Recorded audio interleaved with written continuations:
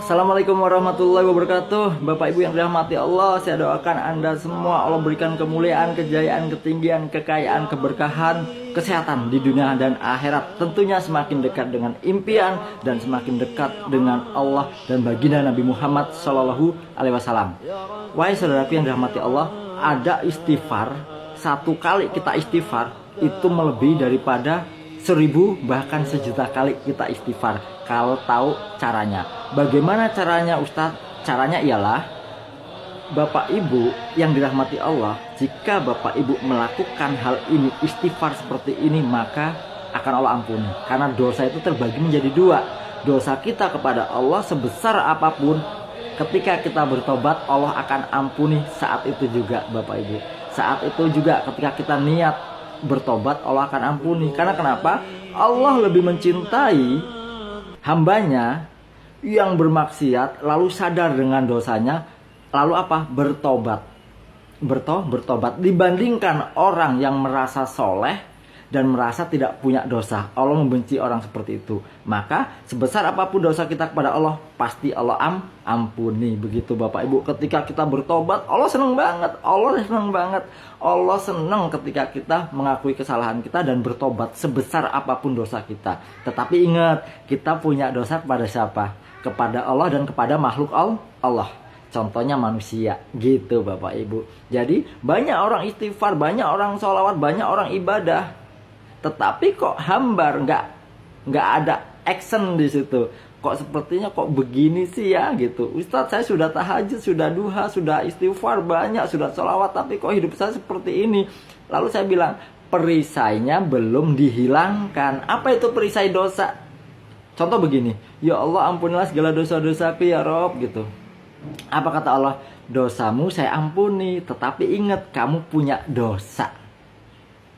Iya ya, punya dosa. Kepada siapa? Kepada makhlukku.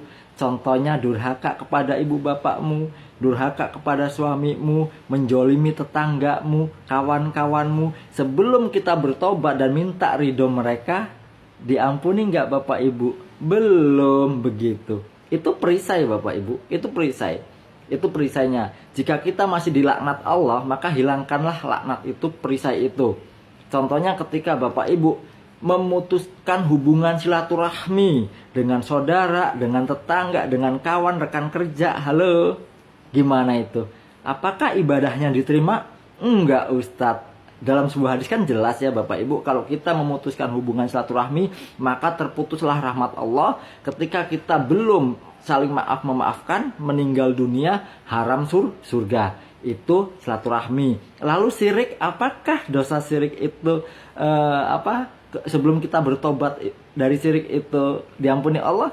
Belum Ustadz. Maka bertobatlah dari dosa syirik itu. Ketika kita durhaka kepada orang tua, kepada suami gitu kan, jolim kepada orang lain, maka minta ridho mereka, datengin, mohon ampun kepada Allah, lalu bertobatlah dari dosa-dosa itu. Silaturahmi Bapak Ibu, sambunglah silaturahmi. Maka ketika kita menyambung tali silaturahmi itu, maka tersambunglah rahmat Allah. Begitu. Jadi ketika kita istighfar sekali, astagfirullah ya Allah ampun dosaku, lalu kita merenung, ya Allah aku punya dosa tuh sama kawanku, datang minta maaf. Aku punya dosa tuh dengan tetanggaku, datang minta maaf karena sering menggibah gitu kan, menfitnah, bahkan dengan kata-kata mencaci, membuli sehingga orang tersebut sakit hati. Datanglah Bapak Ibu minta maaf. Ketika minta maaf, ketika perisainya sudah hilang, dosanya diampuni, maka Allah janji. Apa janji Allah di surat Nuh ayat 10 sampai 12? Maka aku perintahkanlah mohon ampun kepada Tuhanmu, sungguh Dia Maha Pengampun, niscaya Dia akan menurunkan hujan yang lebat dari langit, memperbanyak harta, anak-anak, kebun-kebun, sungai-sungai. Begitu Bapak Ibu. Kalau dosanya sudah diampuni, maka rezeki datang melimpah ruah, penuh berkah. Ingat, dosa kepada Allah, dosa kepada manusia. Sungguh-sungguhlah untuk menghapus dosa tersebut. Supaya apa? Supaya rahmat Allah dicurahkan kepada kita semua. Semoga kita semua termasuk orang-orang yang sadar akan dosa-dosa kita, lalu bertobat kepada Allah, bertobat kepada manusia, supaya apa? Mendapatkan ridho Allah, ridho manusia. Selamat dunia akhirat, mulia dunia akhirat. Itulah Anda semua, kita semua. Amin. Semangat menggapai impian, semangat menggapai ridho Allah dan Rasulullah Shallallahu Alaihi Wasallam. Semangat. Anda pasti bisa, dan Anda pasti bisa menjadi orang yang sukses, berkah dunia akhirat. Amin. Salam.